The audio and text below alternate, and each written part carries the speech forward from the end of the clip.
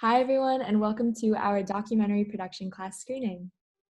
Tonight is a collection of all the hard work we've put in this semester into creating our films.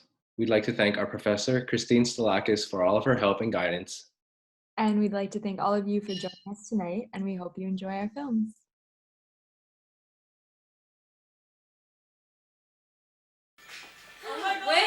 Wait! Here. Bless you. No, hold on. I hit my ear. This is weird. I can't hear myself. Shit, I forgot my ear. You just keep laughing. Oh. School spirit is in short supply at the University of San Francisco. It's our job to cheer anyway. We're the USF Dons band. Man, I do the homework right before class. My name is Sam Crocker. I play in the Dons band alongside some of my favorite people in the world.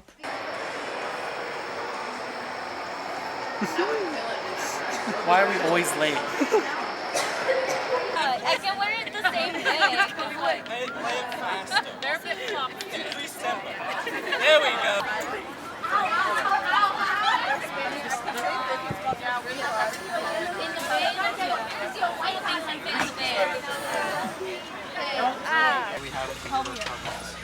I'm so sorry. This is not That's it. Me too. That's it. Why'd you give me that? Thank you for letting me know. We're on the way to Las Vegas for the annual West Coast Conference basketball tournament. After a day of road tripping, it's off the bus and straight to the first game. Support rather than negative behavior. As a band, we wish more people came to the games to root for the Dons. Aside from a small handful of fans, the band and the cheer team are all the Dons have to cheer them on. It can feel like a big responsibility being the only ones to cheer on USF. Schools like Gonzaga can afford to fly out hundreds of students and alumni. That's a luxury we can't afford.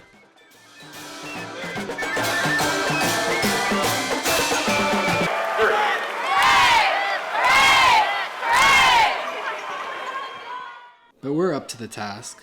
We get loud, and I'd like to believe the Dons do better because of us.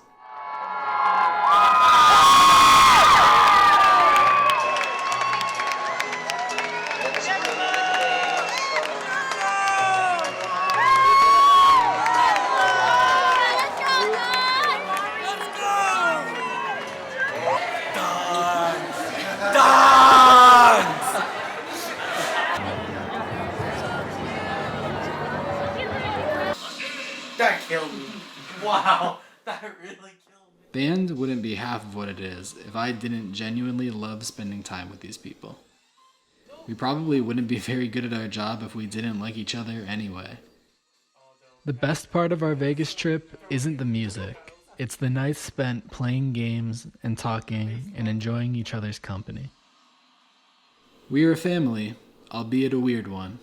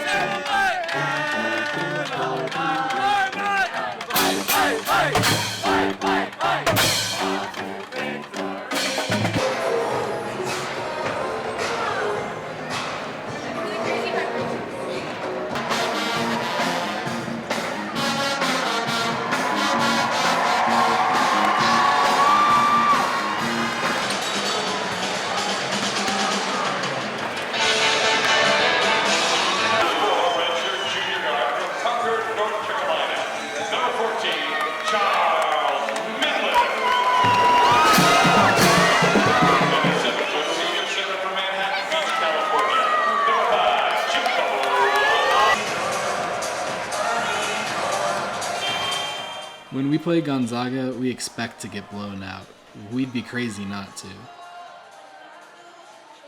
But we cheer our hearts out still, and we hope for a miracle. Sometimes you can hear us over the army of Gonzaga fans in the stadium. So for the Dons to lose by only 4 points, is pretty impressive in its own right. Maybe the band had something to do with it.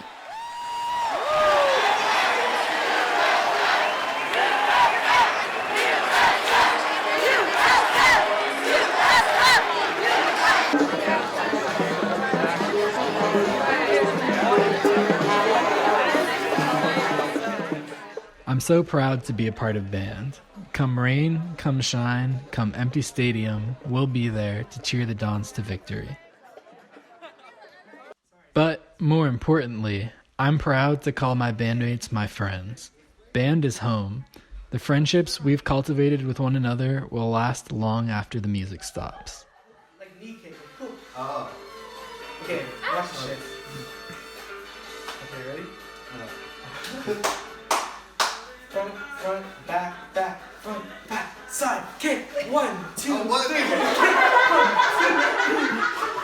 One, two. Robert, how about you demonstrate and then we can imitate?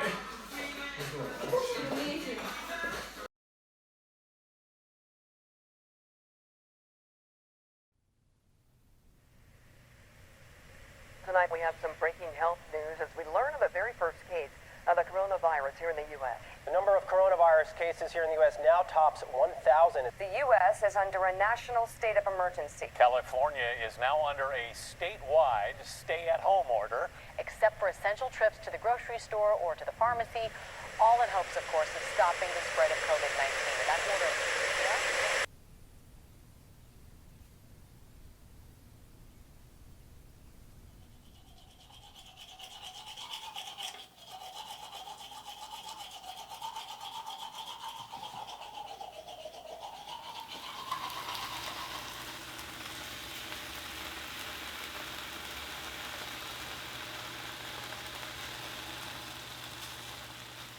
Grocery stores scrambling to keep up with demand. Long lines out the door. Store shelves basically emptied out as people try to stock up in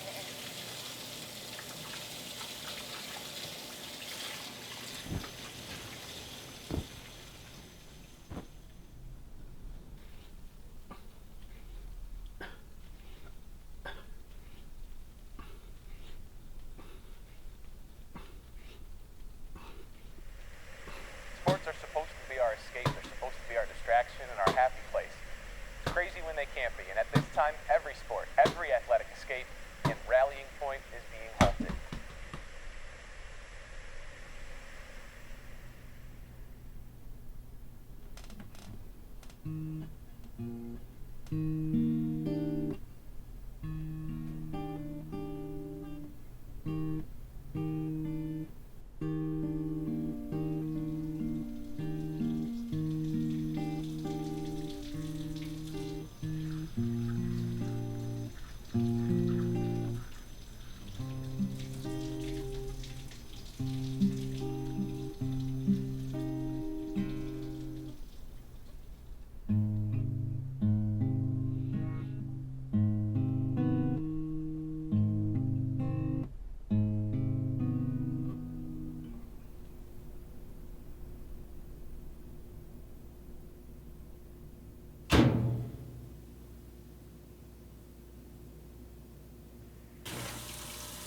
While viruses can survive on surfaces for hours to days, they're also very sensitive to common, ordinary disinfectants. For ordinary, commonly touched surfaces, a good wipe down using a common disinfectant is enough.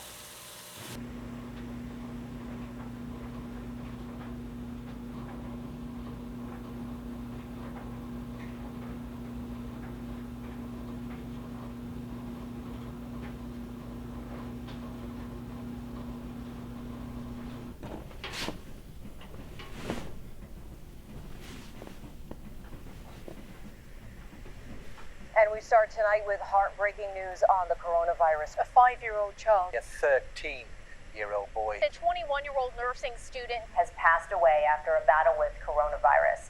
Her aunt says she was so dedicated to her elderly patients that she wanted to be there for them even after people at the facility started testing positive for the coronavirus. When the paramedics came to sort of take him on the night that he became ill, they asked him, what do you want to do when you grow up? And he mentioned, I want to be a vet. cried all night. I cried in my sleep. I slept with, you know, my baby loved teddy bears, of course, and so I slept with the teddy bears, you know, the teddy bears that she slept with at the hospital. I just hold on to them. This is a hurtful feeling that I don't want any other family to have their experience. This virus doesn't care what age you are, what nationality you are, what political preference you have. It's serious, and it will devastate you.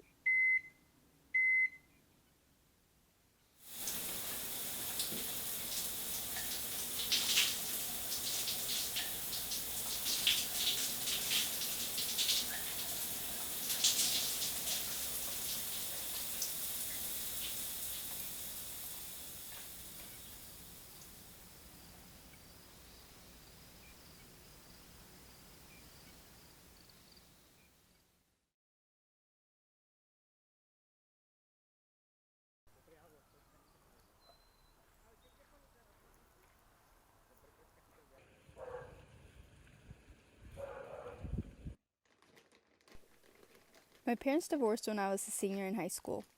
I stayed in San Diego with my mom while my dad moved to Tecate, which is across the San Diego border with Mexico. At the time, it didn't feel like I had a family anymore. I didn't see my dad more than once a week, my older brother lived in Tijuana, and my mom and I would argue a lot. Eventually, I left to San Francisco for college, and my brother moved back in with our mom. Being back home from school because of the coronavirus feels like going back in time to when we were teens, except back then we used to spend a lot of time with our dad, and now we don't get to do that. City Council is voting on an economic relief package today here locally. Also, we're hearing that lawmakers have agreed on a stimulus bill. We'll talk about that in just a moment, but first we want...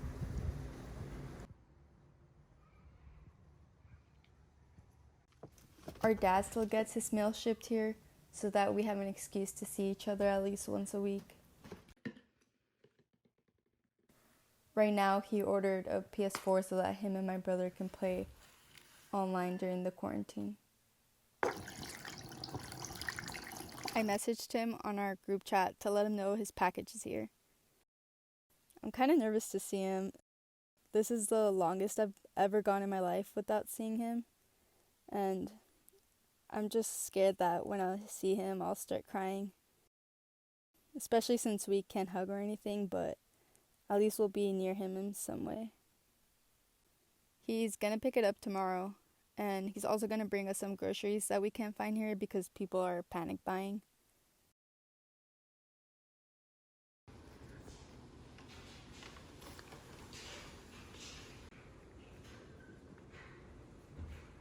Hey, güey.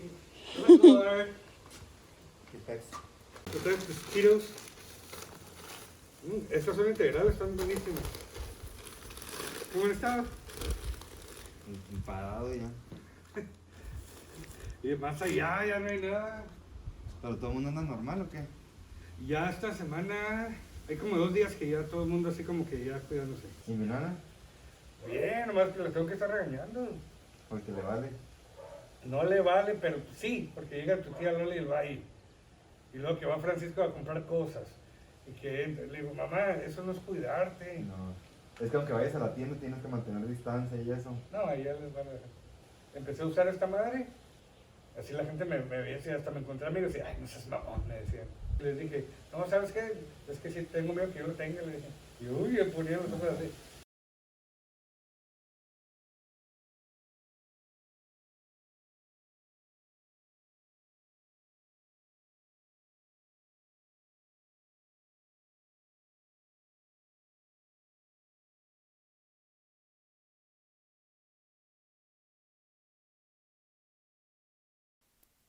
Having my dad visit, you really realize that we're living different realities right now. You know, I haven't left my house in like 13 days, yet over there people are still going to each other's houses and eating at restaurants like everything's normal. It makes me mad that people don't take this seriously. We live on the most transited border in the world. More than like 500,000 people cross the border daily here. Obviously, you know, if there's hundreds of cases in San Diego, there's bound to be cases there. but people just think that Americans are exaggerating and that this isn't going to affect them over there.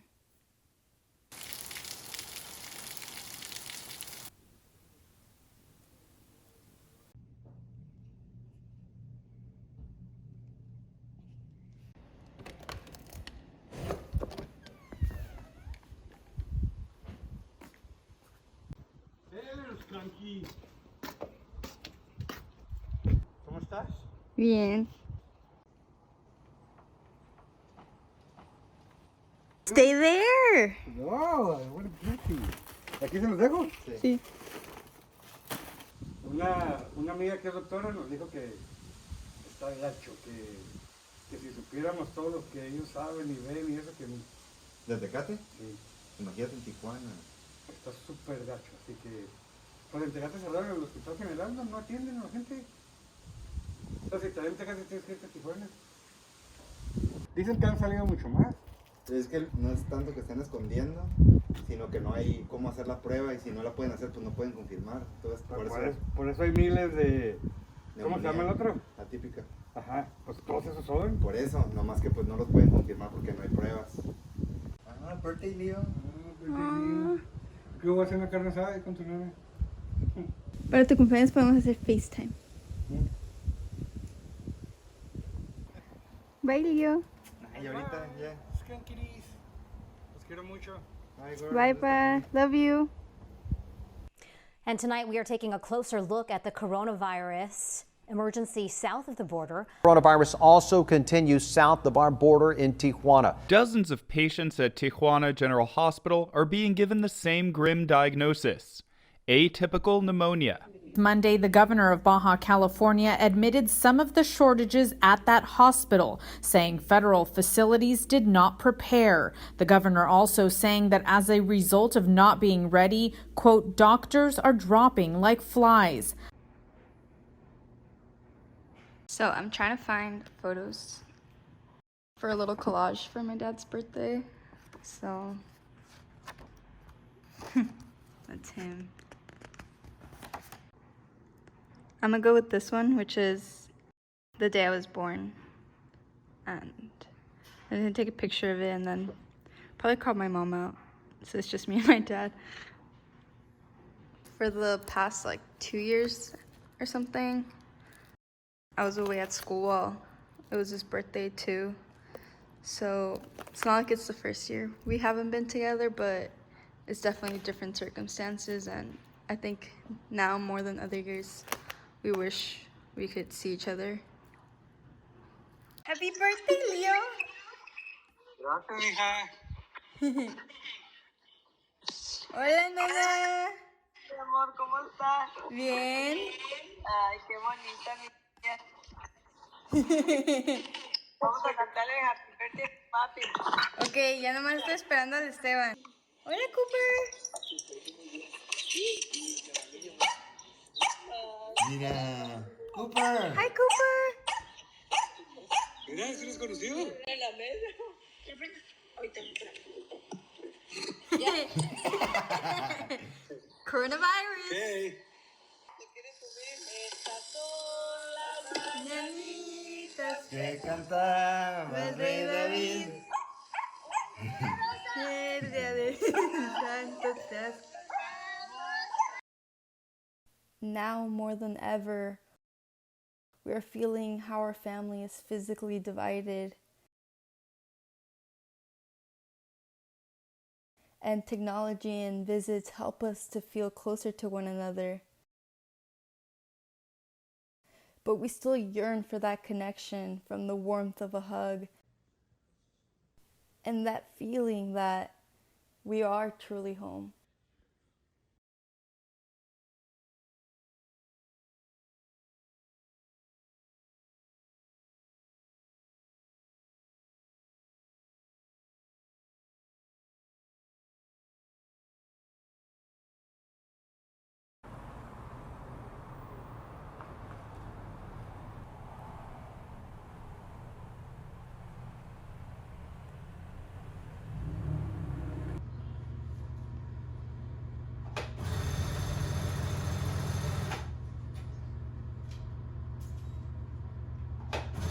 Okay, so these pictures are from when I performed at the Stud, and I look totally over it in all of them because I hate stages.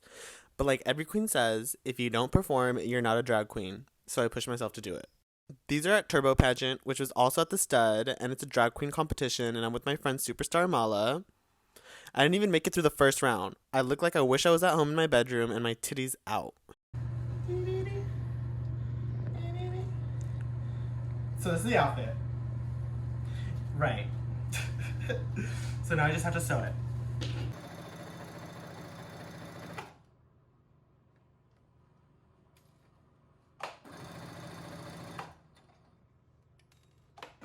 Right now, the thing I'm sewing, I want it to be like a weird ass shape that I don't want people to think it's clothing. Like, I want people to look at it and be like, what the?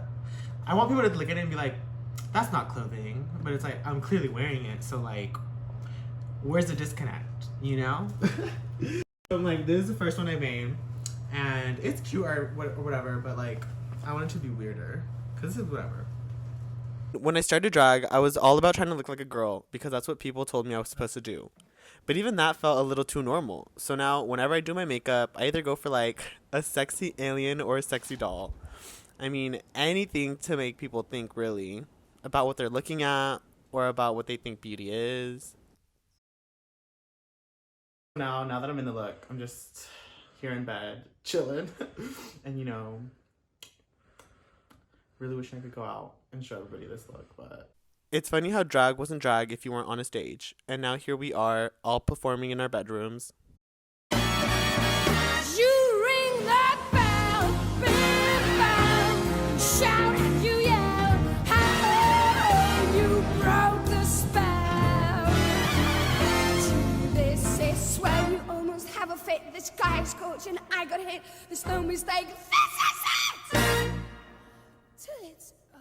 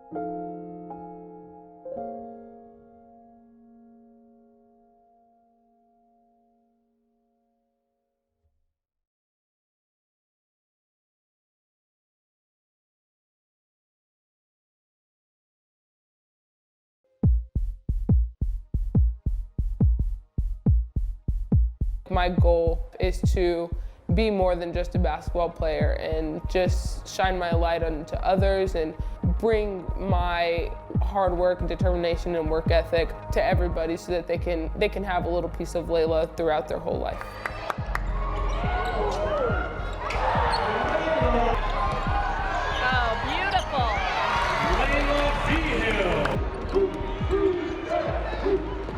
For my family, more of going to play sports at the next level was more because like that was our only way to get an education.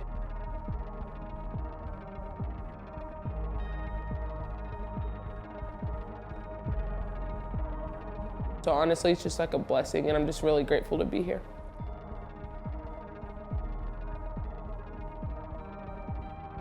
Facing all of this adversity with 6 players, it's hard right now. And sometimes you have to go through some slumps to get where you really want to go in life and what you want to achieve. And I feel like never let anybody push me down into a point where I feel like I can't get back up, because you can always get back up from even the craziest things. So yeah.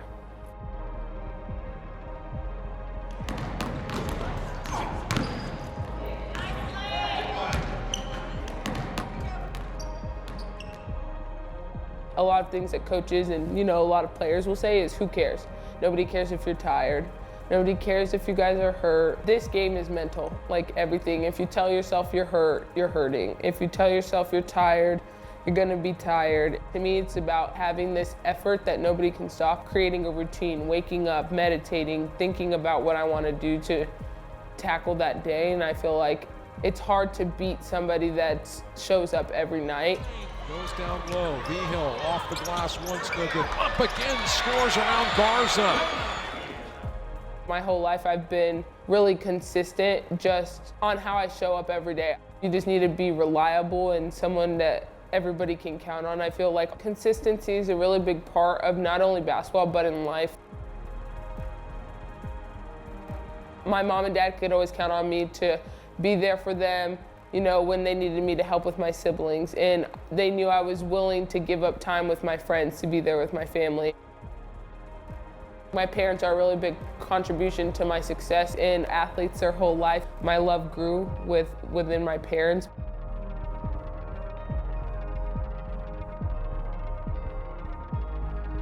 Rathbun rolls underneath the V-Hill. V-Hill hook shot up and in. Also my fiance Josh, reminding me that there's so much more beyond basketball and that this is just something to better me as not only a person, a basketball player, and as a woman.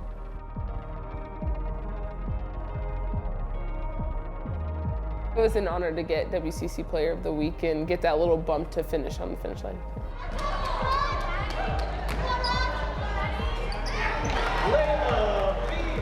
Anybody, any little girl watching this, especially my little sisters, it's not always going to be easy. There's going to be times where you ask yourself, is it worth it?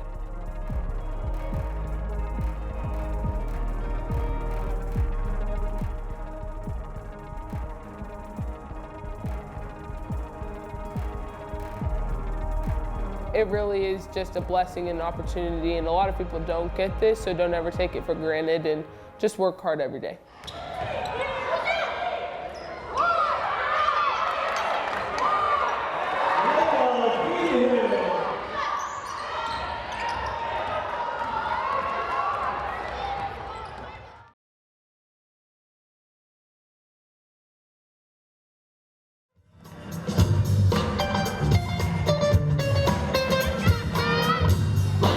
And whenever he pointed at somebody, it's because he was acknowledging that he was like, hey, you caught me messing up. That is like a lesson learned for this generation. How to just communicate. Hey, I see you. I see you. I see you. What y'all saw was locking. Actually, the founder or the creator of that dance was this African American called Don Campbell. His name is Don Campbell.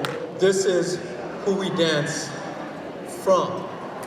We decided to carry on that lineage. Everybody get up. Let's be one with the funk. Now you're locked in.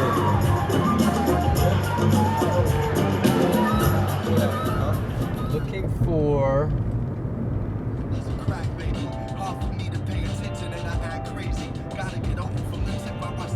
I'm Chaz.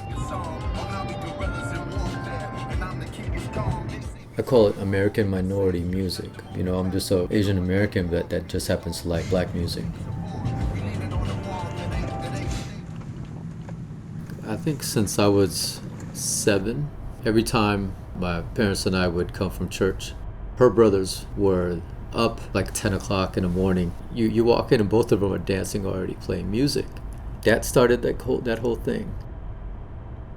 When you're not like in class, then you were like in your headphones listening to music. But it was fun. It's like a fun thing to do, like b-boys being creative. I joined the military right after high school in Washington, D.C. I kept on dancing. I loved going to clubs. D.C. has like 5 times, if not more, of the African-American population. Next thing you know, it's just like, it's taken me into my journey as a dancer. Me personally, I just dance for the artists. If I can get them to like smile and like understand the way I dance and they're like having fun watching me, then that's all that matters. You know, and in order for you to understand that feeling, like you gotta understand like black people music.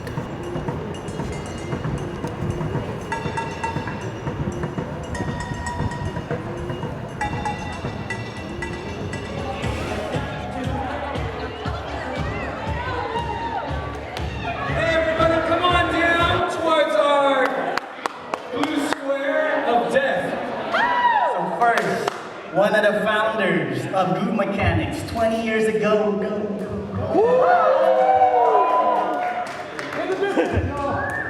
We got Chaz.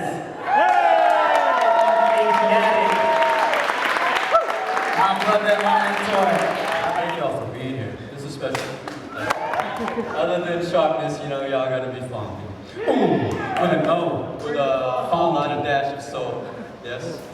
Big hearts. Big hearts. Big group.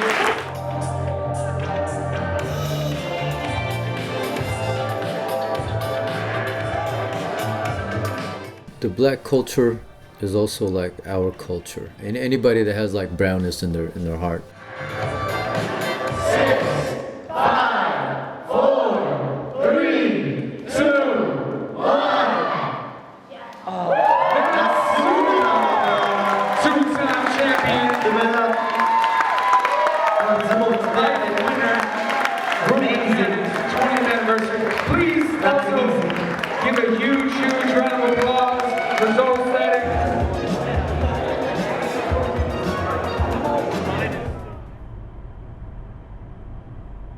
We're all funky.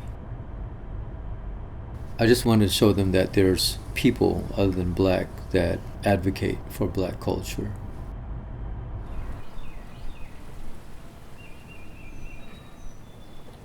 We all like just serve community, you know, and I don't think the community would respect us if we were not good at what we do.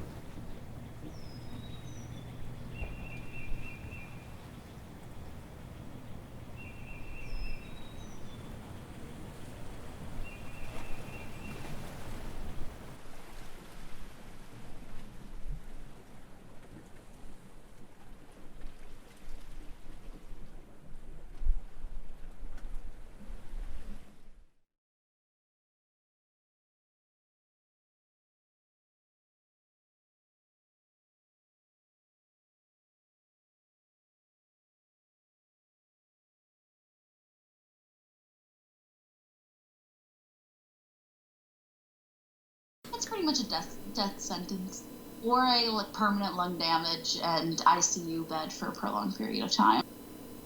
So in general, just because they're treating it with our meds doesn't mean that we're better off. We're actually worse off, because if we get sick, we won't be able to take the meds anyway.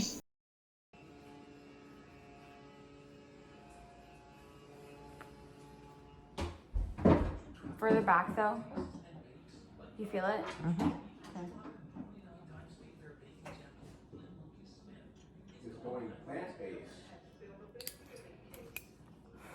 And it looks like the needle's gone, but it's not. It goes back in. It's very scary. self-retracting.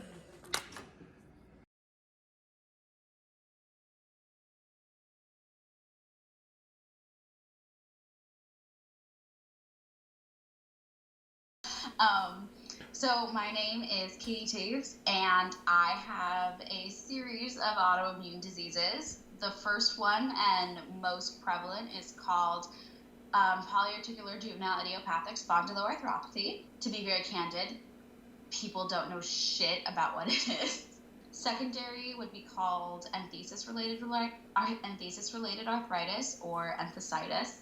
And then another big one is costochondritis, which is just the chest area. It's a mixture of enthesis, and it's specific to the chest, which is around the rib cage and in the sternum.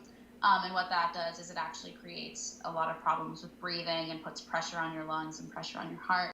When I was 8, I was very competitive, and I always came first in liners. This is where I was unable to move, so I couldn't run liners in practice. And my coach, who was just another dad, went to my mom after practice and was like, something is seriously wrong with her. The day I got diagnosed was weird.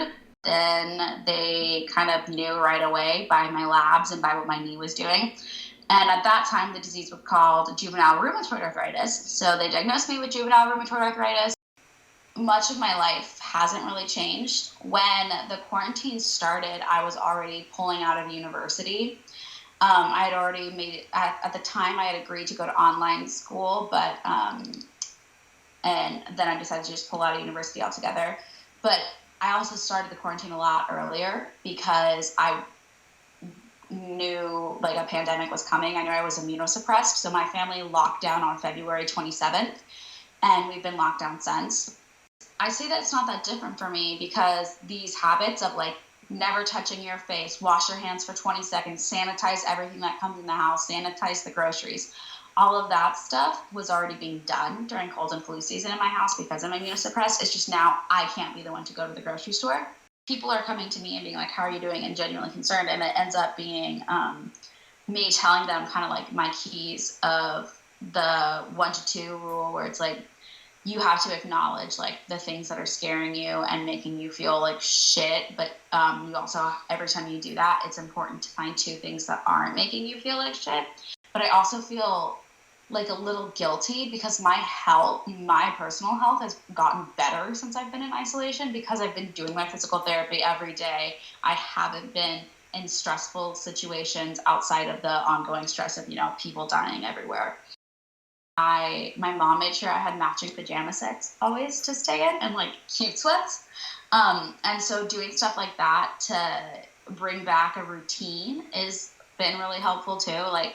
Wearing a dress, even though I'm just hanging out in the backyard because it's sunny, and on days when it's sunny, I like to wear dresses. Just anything that brings back the routine of picking your clothes in the morning is silly stuff like that has been helpful. And it feels good to be able to have all of that life experience that I've had finally be useful for other people. I only went to a year of high school total. And about halfway through my first semester of college, I had to drop out of 2 courses and change my major. I started as a biology major, but science majors and my chronic illness, as severe as it is, didn't go well together. It was kind of a trial year that first year. The fall of 2018 came, and that year was actually pretty good. I wasn't all that sick. It was kind of nice because I wasn't very sick that year up until the last 3 weeks. And I ended up with a 4.0 that semester, which was really great because it was a reminder of, I'm not dumb, I'm just sick most of the time. And it's adapting. We had fall 2019 where it started off my first day of school, my first class of school, getting kicked out of a class by a professor who said illness doesn't go with my curriculum. When you're so caught up in, can I walk today? Am I able to do my physical therapy? Will I be able to keep food down? And someone is I didn't like that you were talking to that boy while I was talking to that boy at the frat party. And I was I was at a frat party that I didn't want to be at all because I was trying to force myself to be social in college. By February 15th, I was already talking to my SDS advisor about alternates. And then by the week of February 20th, I was in the process of getting onto video learning, which is interesting because the whole school's ended up on video learning now, but I had that set up in mid-February. By the time March 7th hit, I'd requested to withdraw just because I knew that it wasn't going to be an option because I was like unable to move and so sick. I would never have not gone. Like I should have always gone. Like I should have been there. I love my friends with all my freaking heart. Like I love them so much, but also like it's also time to like go on and accept that I'm never going to have a normal college experience and stop like killing myself trying to have one.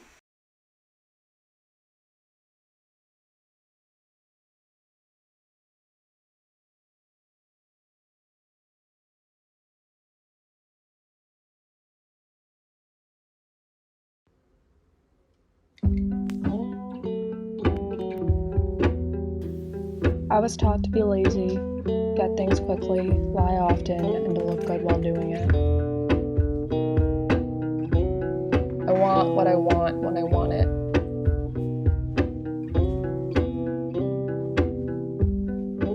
I was raised in a generation where you could easily tune in, turn off, and drop out whenever you felt like it. With the press of a button. We got worlds at our fingertips, words are weapons, hashtags deadly. For the past 3 years, I've cut all my hair off again and again, fallen in love again and again.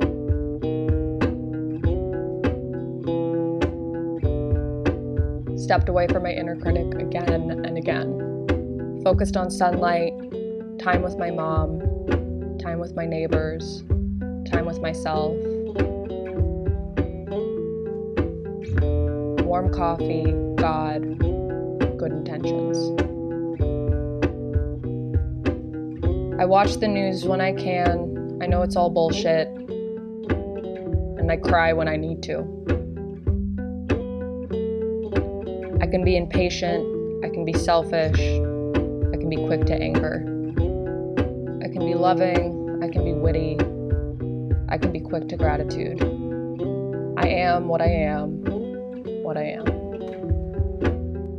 Say, you know, who are you doing this for and why? Because you are the only one who is having these outlandish expectations of yourself. Venezuela's once thriving middle class is now trapped in desperation, struggling to put food on the table, some even dying from simple infections due to a lack of basic medicines. Our Matt Gutman traveled to Venezuela for a rare first-hand report from inside this repressive authoritarian regime. The end of the line for the toilet paper and paper towels is here. Food fight broke out. You can see in this video an employee and a 15-year-old customer began throwing items at each other.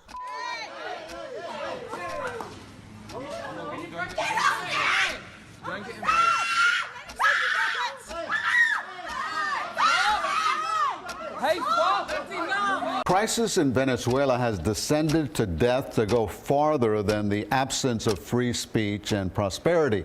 Just the basics to survive in Venezuela are a luxury. People have to worry about fighting off hunger and each other in order to live. I grew up in a place where crime and corruption were rampant. And the nation was governed by tyranny, fear, violence, and its authoritarian rulers. President Nicolas Maduro, the descent into chaos has accelerated. Caracas is now the murder capital of the world. Deny it even exists. No hay crisis humanitaria. No la hay. Lo afirmo con total responsabilidad. The one thing that kept me going when I was in Venezuela was hope. The hope that I could come back to San Francisco, the hope that I can come back to my home, and that I could run away, and that I could get away from all the problems that Venezuela was facing. Venezuela was facing massive food shortages, resource shortages. The economy was plummeting. People would have to wait in lines for 5 or 6 hours at a time to see if they could maybe get some food. We had to go days without hot water. We'd have to bucket water to survive throughout the week. And it's sad that I'm living the situation again, honestly. But it's helped put a lot of things into perspective. Living the situation again is not as hard as it was the first time, for sure. But it's a lot different because when I was in Venezuela, I was with my family. I had my parents, my sister, my dogs around me. Here now, I'm alone. I'm by myself, stuck in my apartment, not really knowing what to do, trying to keep myself busy, working out, cooking more, and doing Zoom, writing emails to people, trying to keep in contact, trying to keep myself sane.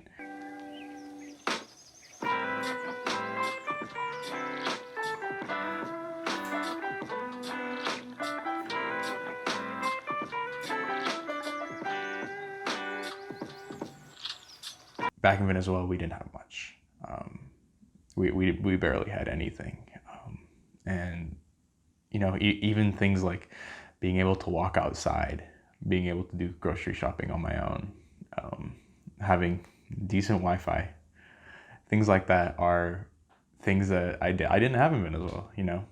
Just to give you an idea, you know, in Venezuela, if I wanted to watch a YouTube video that was 10 minutes, I had to put it out 188p, lowest quality, let it load for 10 minutes, and then I could watch it. If I wanted to download a video game, it would take me 2 or 3 days to download a couple gigabyte game. I couldn't walk outside because it was too dangerous, and 2, I constantly had a target on my back. Todos son testigos. Hay gente que no podemos hablar. ¿Por qué? Porque nos tienen amordazados. Si tú hablas, mandan a los colectivos a que te agredan, a que te maten. As you could probably tell and imagine, I looked a little bit different than a majority of Venezuelans did. Being a very large, tall, ginger-haired white man, being in a very Latin community, essentially where no one else looked like me. For the entire time I was in Venezuela, I would say I only met one other person that looked vaguely similar. But every time I went outside, I was afraid. I was afraid for my life. I was afraid for my parents' life. I had to change my way of being. I couldn't speak English outside. My parents told me, you know, that's the best way to get kidnapped. Obviously, I didn't want that to happen, so I had to start speaking Spanish a lot more. I had to change what I did at home. I fell into a pretty deep depression. I fell into melancholy, not really taking care of myself, and grew this very thick outer shell around myself that helped me keep sane and helped me keep going.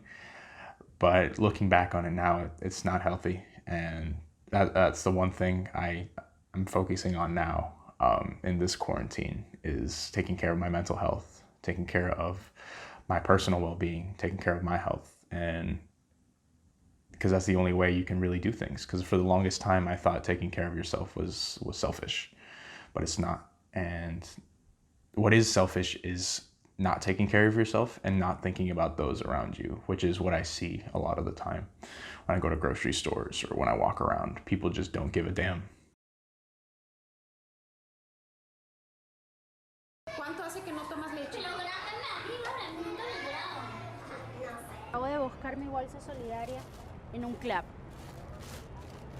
Me dieron una leche, 1 kilo de caraotas, un aceite, 2 kilos de harina pan, 2 kilos de arroz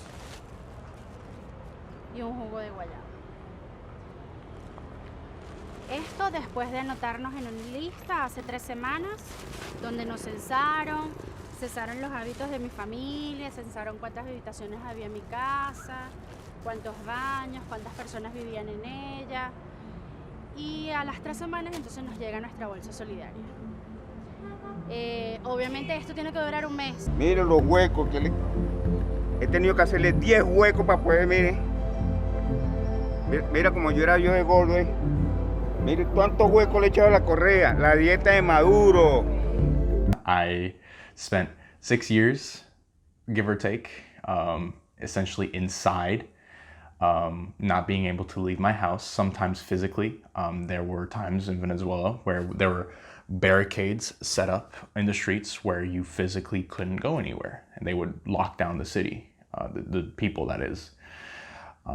And so we had to stay inside. We had to have this virtual school, this online school. Back then it was just Google Chat, nothing as fancy as Zoom, but this is all very normal for me to a certain degree. So I'm okay.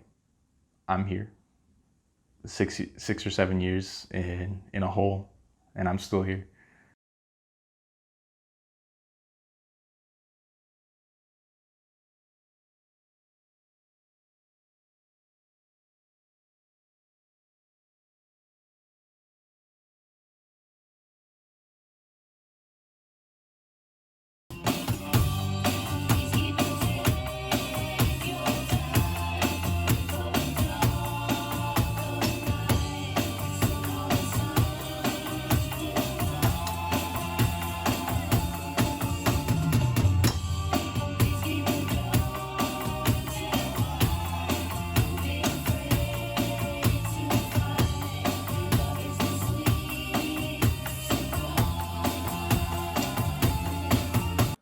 How long do you think this coronavirus is going to go on for?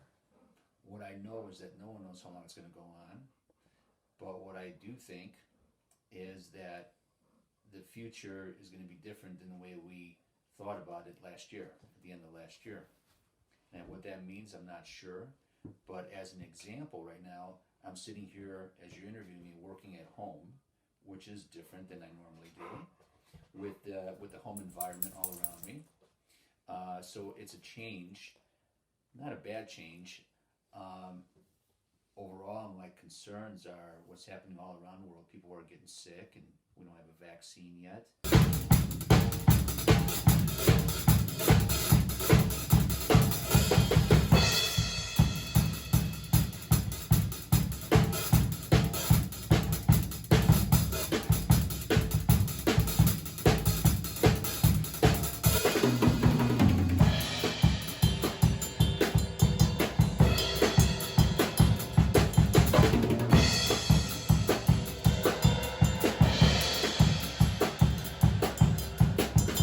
Based on recent news reports that we've been watching every single day, we know so little about the coronavirus, and it's a learning experience as we move along, and our scientists are researching how to come up with a vaccine and how to prevent further spread of the virus. It is, in my opinion, not helpful for politicians to give us a false sense of hope, and that may lead to, easing the policies and social distancing and other things that have seemed to have slowed down the virus. So I'd rather hear the real truth.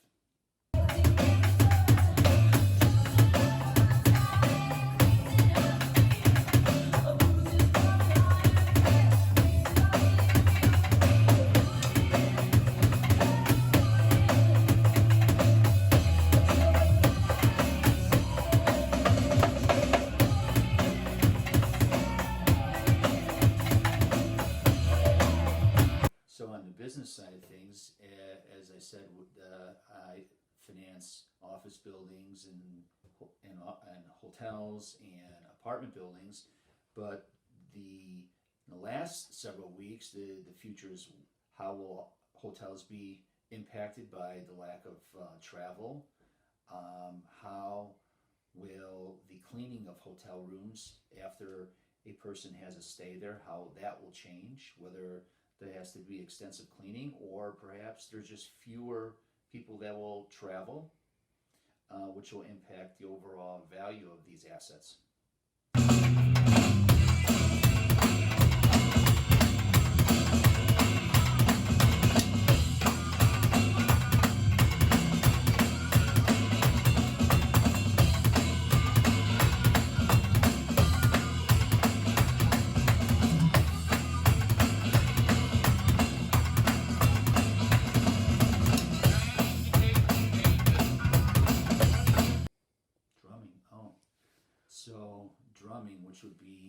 my passion as opposed to my work. But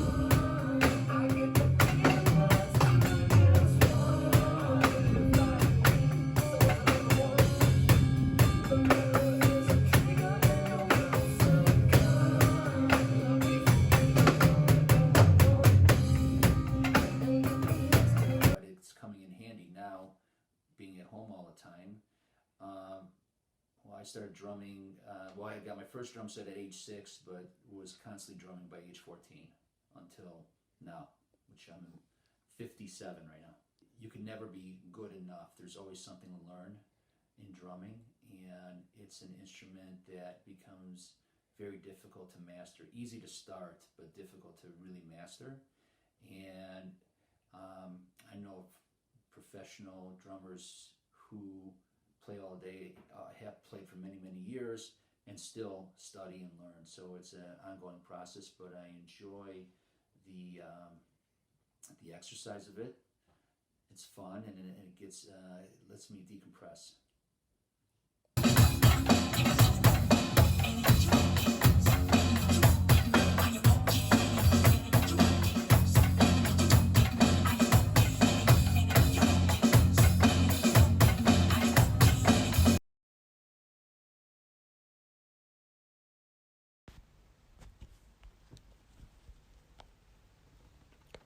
I came back to Beijing from San Francisco due to the coronavirus, but why I am here? Because everyone who comes outside of China have to be quarantined in a certain hotel, divided by distinct.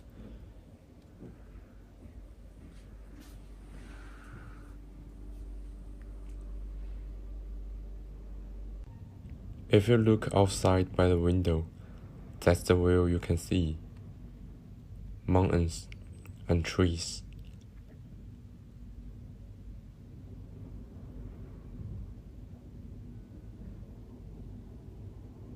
No one can escape from the hotel, not even your own room. I keep my music playing all the time, or it's gonna be too bored. One of my favorite type of music is EDM, because when I am alone and bored, it always gives me energy. I can feel the power from it. Always keep positive attitude towards life.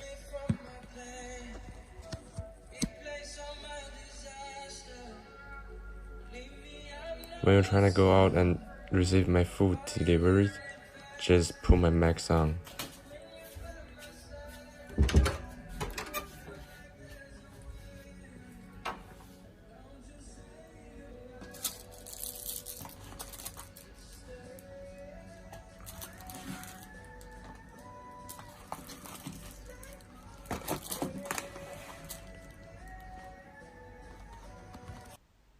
To mark out the schedule in a piece of paper, they send you food in the same time every day. If you wanna call the delivery, there's a limited amount of time. Passing the certain time, you won't receive your stuff, and that's what my room looks like.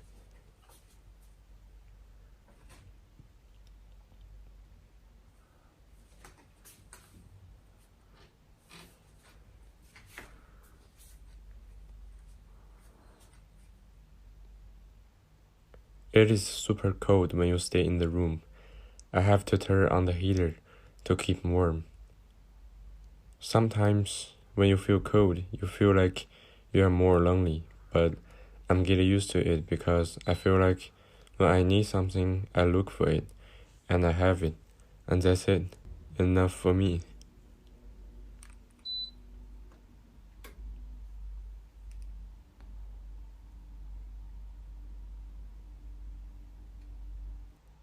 The instruction also tells me to report my temperature at 3 p.m. every day. Have to call them through the hotel phone.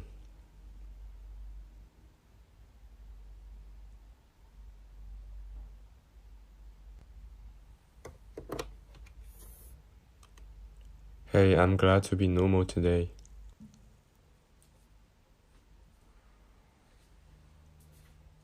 wear my mask, and come out of my room to get the food.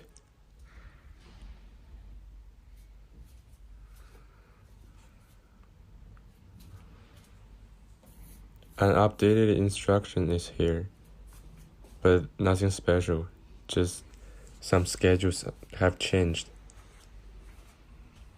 The hallway looks bored and messy because people put their trash outside of their rooms.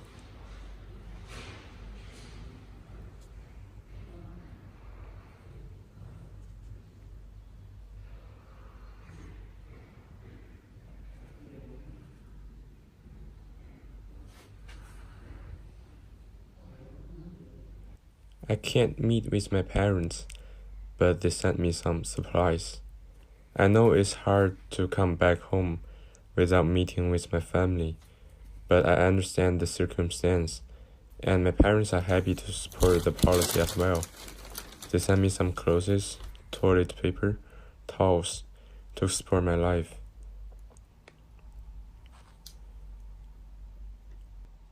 Also, the white tissue containing alcohol to keep everything clean and safe. Have to make sure the heater turned on or it's gonna be too freeze.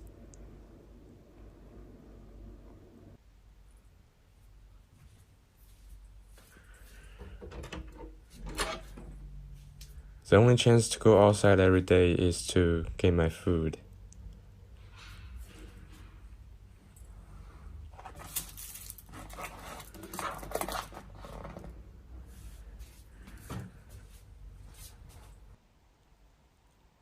I read the schedule every day.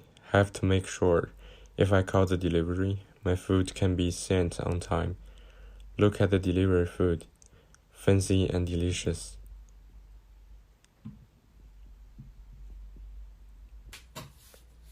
Considering that the poor internet connection, I work out every day to kill my time. Now I got 6 packs and a lot of muscles.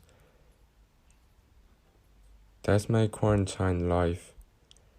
Calculating temperature, reporting to the staff, getting the food, and work out.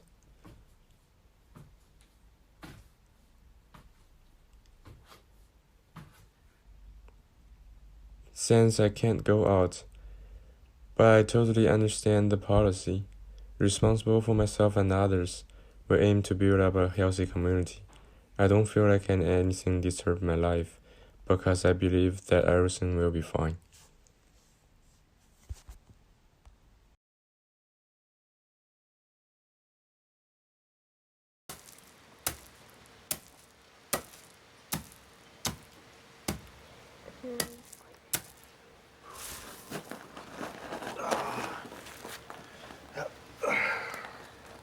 Thumbs up.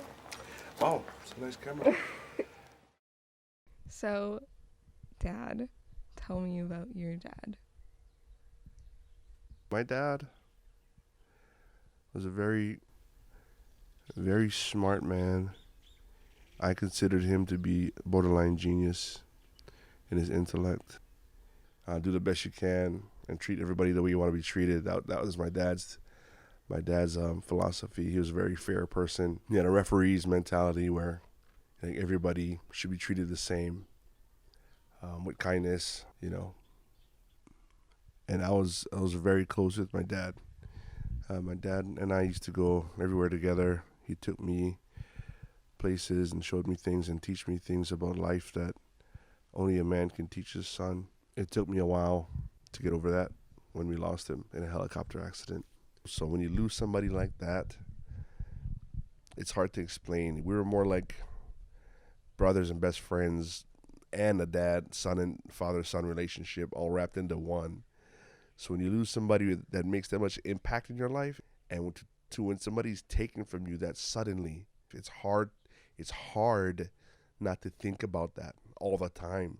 You kind of go through life thinking to yourself, what would Dad do? What would he do in this situation?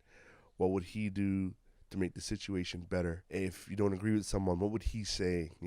If you see someone struggling, what would he do?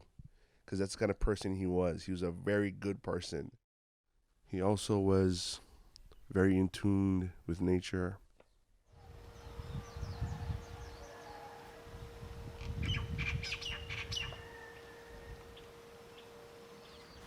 It's a mountain apple tree that I planted with my dad when I was like probably, I don't know, 10 years old, 11, 12. And it takes a while to mature, so I don't think he ever got to eat off of it, but I do, and in the future my grandchildren will. But once it blooms, it's all red. All you see is red. My dad also spent a lot of his time when I became age 9 to 17 or 18. My dad was heavily involved in football with me because that was my sport of choice. So he did everything through me. He was never an athlete as a child. He was more of a sickly child and never could get into sports because he had asthma, really bad asthma. But anyway, that's why he vicariously lived football through me, and I was happy to provide him with that.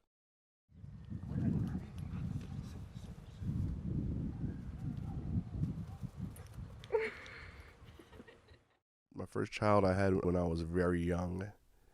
Ainsley, she came to me when I was 20, I believe.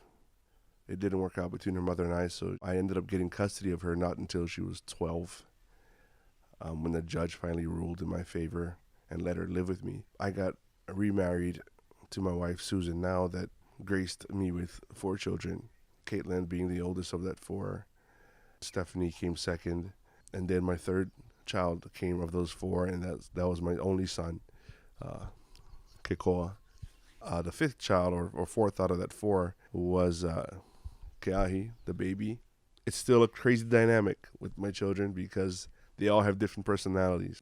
It comes out in my children. What I see my father left was that he was smart, he was thoughtful, he was kind, he was fair. Whenever we laugh about something, I just remind you totally of my dad because he was a very funny person. He was just an all-around person, and that's what I see in my kids. They're very well balanced, and they're all strong-willed. Like my father, he was very strong-willed. That's not a day that goes by that I don't think about him. I'm reminded by him all the time. Everywhere I look around this house, if you look at those big boulders by our garden that we were weeding the other day, he made me get all of those at the beach so that he could use them for borders. If you look at the landscape here, it's pretty lush and it has to be maintained all the time, and he taught me how to do that. There's things in this house that he made that's still here. If you look at the wood in our house, the cedar, he varnished all of that in the ceilings and on the walls, and there's initials carved into wood that he carved, TH, Heart, LH, because that's my mother's initials. So there's a lot of things that he's done here that still reminds me of him. All those types of things that you see that you hold dear in your heart and your memories of someone close to you and special to you. I try to live my life by what he would do, but not losing the sight of what I want my kids to get out of my life, out of their lives with me. You know, I want them to enjoy their life with me, so that when I do pass, and they can say, you know, my dad truly did love us, and he truly did take care of us, and he was always there for us. That's how I'd like them to see me, as the type of person that would do that, and the type of person that would support them no matter what decisions they make, good or bad, but just to know that I'm there for them. And I always will be. Even when I'm gone, they're going to see things that remind them of me, and hopefully they can ask themselves, what would Dad do, you know, in a time like this, you know, or what would Dad say in a time like this, or, you know, would Dad look at Mom and say, what do you think, you know, at a time like this? But I just want them to take what I took from my dad's death when I die. You know, don't take life for granted. Don't waste time. Be productive. You know, be positive. Light up the room instead of shutting it down, you know. Hi. Love you. Going forward, it's really eye-opening to me that I have a lot more to do. I have a lot more to do, a lot more to say, and a lot more to teach my kids about life, because they got a long way to go. This part is called the Ha, H-A, so the breath. It feeds into the pico, which is the middle part right there. Which it's good for you. The breath of life. Like when I die, my last breath, one of my children should take my last breath. As I exhale it, they should inhale it. That keeps me going through them. It's called the ha.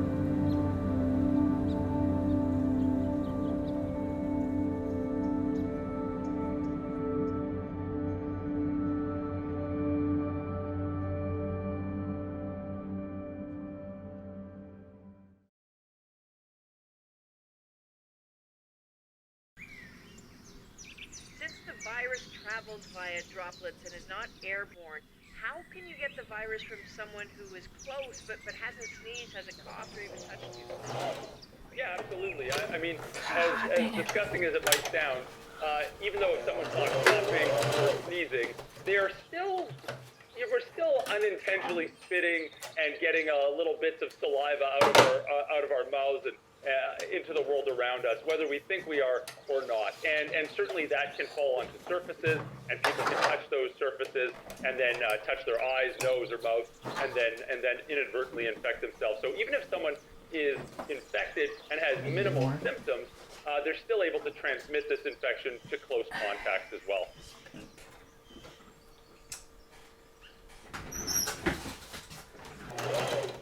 Sewing makes me feel like I'm doing something. And I do it well.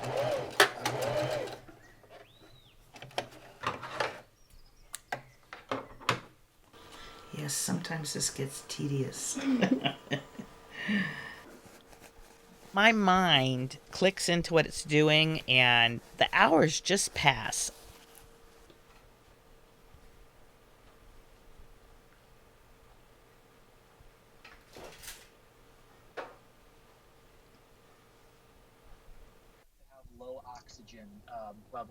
If you had said something to me even a year ago, would you think this would ever happen? I would have said absolutely not.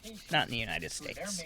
Maybe just turning blue, their lips turning blue or their fingers, not very ambulatory to begin with. I really felt that we could get by without ever getting infected. The disease, if they're not into the bathroom, It never hit home that it could be any of us. significant lung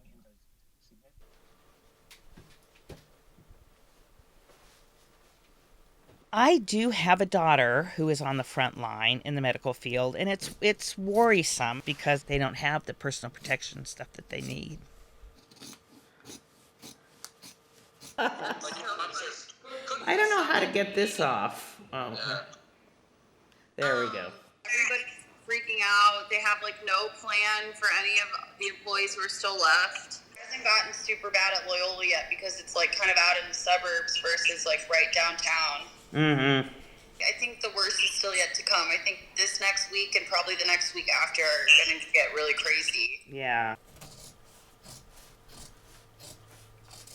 I started making some masks, and I made the first dozen for her. And then I got people, will you make some for us? When we started this wasn't such a big deal, you know. Everyone's like, oh, I got to get a mask. And so I have friends from all over asking me to make them. So now it is a big deal. Today, I'm going to try to get at least 10 more done, and then tomorrow's another day. I'll just keep doing them until no one wants them anymore or I run out of fabric.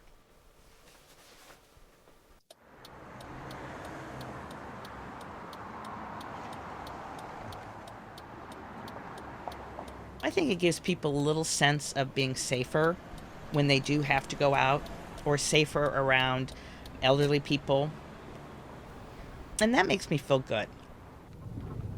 We are going to drop off some masks to a friend of mine whose mother is 98.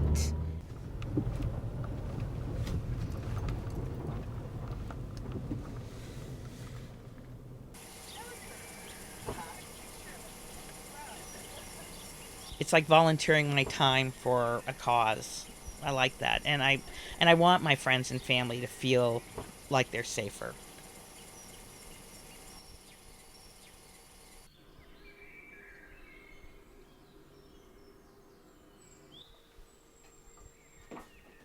In this time that we are this sort of forced at home, we're sort of be given a time to maybe reflect, and maybe some of these skills that people don't do anymore will become more important again. You know, these don't have to be dying arts.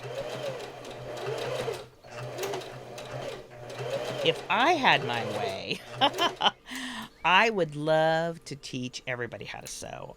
I think it would be better if more people knew how to do it. You just have to have the desire, I guess, to want to learn. This seems to be something that will help people out, and if they have to wear a mask and they have no skill in doing it, it's worth my time. But I'm hoping other people will do it too.